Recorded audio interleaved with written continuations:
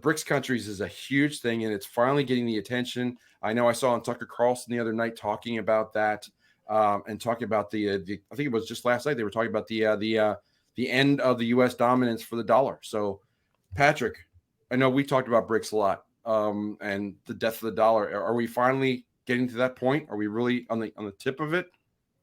No, I don't think we're the tip of it. I think we've well past the tip of it at this point, in my opinion. I think the tip of it was like, stimulus money being floated during COVID time. This is not the tip of it any longer. This is like we're ankle deep and going straight to knees, and then all of a sudden we're going to be underwater and have no idea what's going on.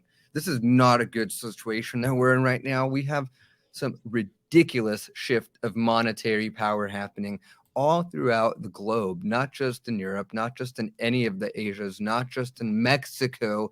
Mexico's joining BRICS. What the hell? What the actual hell is going on? Yeah, Dylan, I don't know if you heard about Mexico or the other countries that are interested in joining BRICS. It's getting to be a pretty long list, but what's your take on BRICS and everything that's going on in the last couple of weeks? I mean, it makes sense to me. I think when you start excluding people, Patrick said when we did the stimulus money, and I don't fully disagree there. When we put sanctions on Russia and we weaponize the monetary system against them, when we put sanctions on the Canadian truckers and the monetary system was weaponized against them, when you get enough enemies, they're going to start banding together, teaming up, and forming new alliances and forming strategic trade partnerships. And so that's not surprising at all.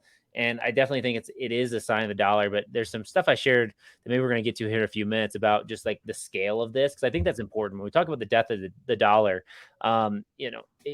it's generally not seen as something that happens just overnight, and nor would we want it to happen overnight, but it's a series of small events over time that leads to a decreasing level of dominance of the major reserve currency of the world. And so that's something to pay attention to. And I think if you share a few videos later, I'll let you get to that. I can bring that back up, which I think is interesting and good to put things in perspective. But I think one thing so far is like some of these smaller countries, some of the smaller alliances, I think they'll start failing before the dollar fully fails. Yeah, I think there's so much to. I'm going to share a couple things, and then we'll talk about those videos. I think you were talking about the ones with George, George Gammon, who's great. But here's a couple other tweets I wanted to share about the reserve currency. Typically, the world reserve currency goes about 100 years, give or take, and you see the history from Portugal, Spain, Netherlands, France, Britain. But the real thing and then the U.S. and is Bitcoin going to fill in the next square? We don't know, or is it going to be something else? We'll talk about that in a moment.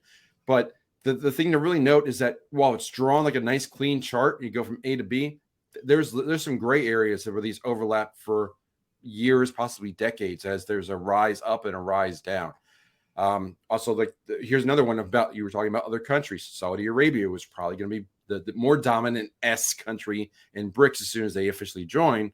But they're saying they're not interested in pleasing the United States. And here's another OPEC announces that they just said they're going to cut 1 million barrels per day. And we're already seeing prices start to go up around for gas. It's going to continue. And then lastly, I wanted to share, and might be a little harder to see. I'm trying to zoom in here, but I was watching this video from Kitco News, which usually covers precious metals.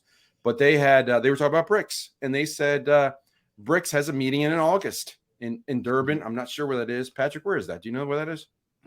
I don't know where Durban is. No. Yeah, I don't know where that meeting is, but it sounds Middle Eastern, but I'm not certain. But their meeting, it's probably going to be like India. Maybe that's probably one of the BRICS countries is a good guess. Maybe Saudi Arabia. But they're going to meet, and one of the agenda items is to discuss a new global reserve asset to rival the U.S. dollar. That could be a basket of currencies. It could be a new currency that they just create. Durban's it could be South Africa. South Africa. So South Africa, that's probably what I didn't recognize. If it's not Johannesburg, I really don't know it's a town in South Africa. But that South Africa is one of the 5 original BRICS countries, so that makes sense that they are hosting it there. But it's here it is August, so we have all these timelines that are just pushing towards the summer. It's going to be we're April now. April to August is only 4 months. Yeah. We're talking about a new world reserve currency that could be out there to rival the U.S. dollar. We've heard about the SDR, or special drawing rights, as a basket of currencies. We've seen the Dixie. They're not looking at the Dixie anymore. There's a lot of turmoil that's going on the world stage with finances, and then we're not hearing about in the United States unless we seek it out, or if people that are smart enough to watch a channel like this.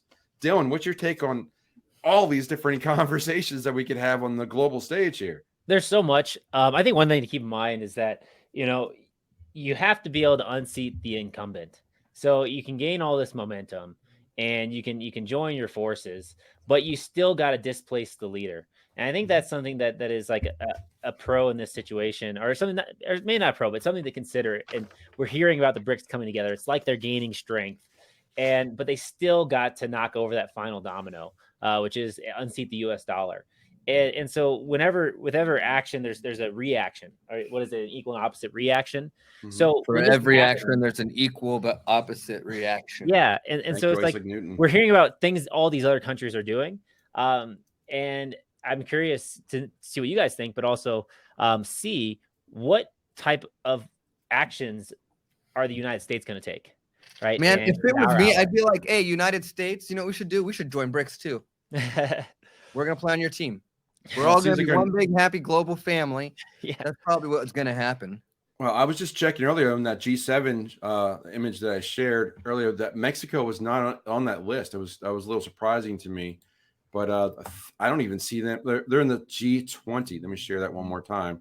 But there's the G7, the G8 is just adding Russia, and there's the 20, which is really the BRICS nations. And it's interesting. I remember, I don't know which. I think it might have been Confessions of an Economic Hitman book that I read.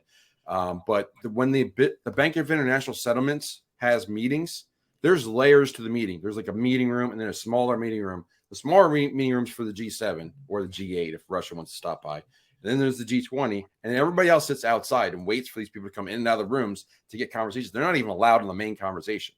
So Mexico and the BRICS nations are like, they're in that layer 2.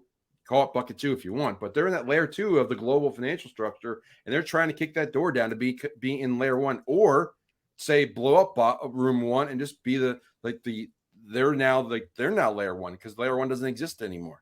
So it's going to be very interesting. But I think it's really interesting to say, like, yes, it happens. Like, it's kind of a death by 1,000 cuts. It happens slowly over time. And things erode. And we haven't talked about the banks. It's been pretty quiet about the banks right now, but there are things that are going to happen in April in the United States that are going to come back to that, like, the debt ceiling. And we're going to be talking about that again. And we're going to talk about banks and credit default swaps and mortgage-backed securities and commercial property. We could talk about that a little bit, but what I wanted to really share is, like, my thought, and what I heard recently is a story where I think that the next bank that could fall